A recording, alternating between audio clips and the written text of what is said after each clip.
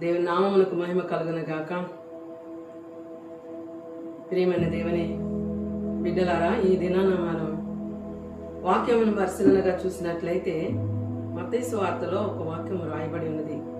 ఏమి తిందుమో, ఏమి త్రాగుదుమో, ఏమి ధరించుకుందుమని మన ప్రాణమును గురించి, దేహమును గురించి ఆలోచించవద్దని శిష్యులతో యేసు ప్రభు వారు మాట్లాడిన మాటను గురించి మనం ఆలోచన చేసినట్లయితే, ఈ దేహమునకు సంబంధించి, ఈ ప్రాణమునకు సంబంధించి ఏమి తిందుమో, ఏమి త్రాగుదుమో, ఏమి ధరించుకుందుమని మనం అనుదినము ఆలోచన చేస్తూ ఉంటాం.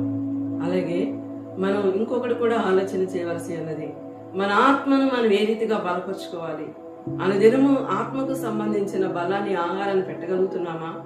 అనుదినము వాక్యమును మనం చదవగలుగుతున్నామా? రోజుకి 24 గంటలు సమయం ఇచ్చినప్పుడు 2.5 గంటలు దేవుని సమయాన్ని మనం సద్వినియోగం చేసుకోగలుగుతున్నామా?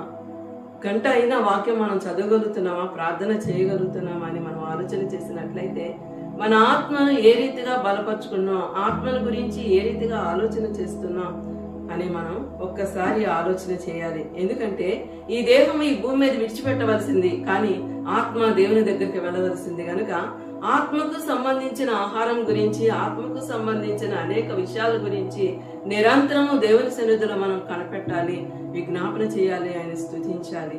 అయితే దేవుడు కోరుకుంటున్నాడు ఏంటంటే, మీరు ఆకాశ పక్షుల కంటే గొప్పవారు కదా అని చెప్పేసి దేవుడు మాట్లాడుతూ ఉన్నాడు. అయితే దేవుడు ఏమని సెలవిస్తున్నాడంటే, దేహముకు సంబంధించిన వాటిని గురించి మీరు ఆలోచన చేయకుండా నా నీతిని, రాజ్యమును మొదట వెతకండి, అప్పుడు అవన్నీ మీకు అనుగ్రహిస్తానని ఆయన తెలియజేస్తా ఉన్నాడు. దేవుని నీతిని, రాజ్యాన్ని మనం వెతికే వారముగా ఉండాలి.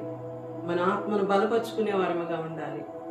ఈ దేహమునకు సంబంధించిన ఆలోచనలను పక్కన పెట్టి ఆత్మను బలపరుచుకుంటూ ఆయన రాకడ కొరకు సిద్ధపడాలని, అలా సిద్ధపడగలరని నమ్ముతూ దేవుని నామమునకు మహిమ కలుగును గాక. అలా మీరు సిద్ధపడి ఉండాలని కోరుకుంటూ ఈ మాటలు ముగిస్తూ ఉన్నాను. ఆమేన్.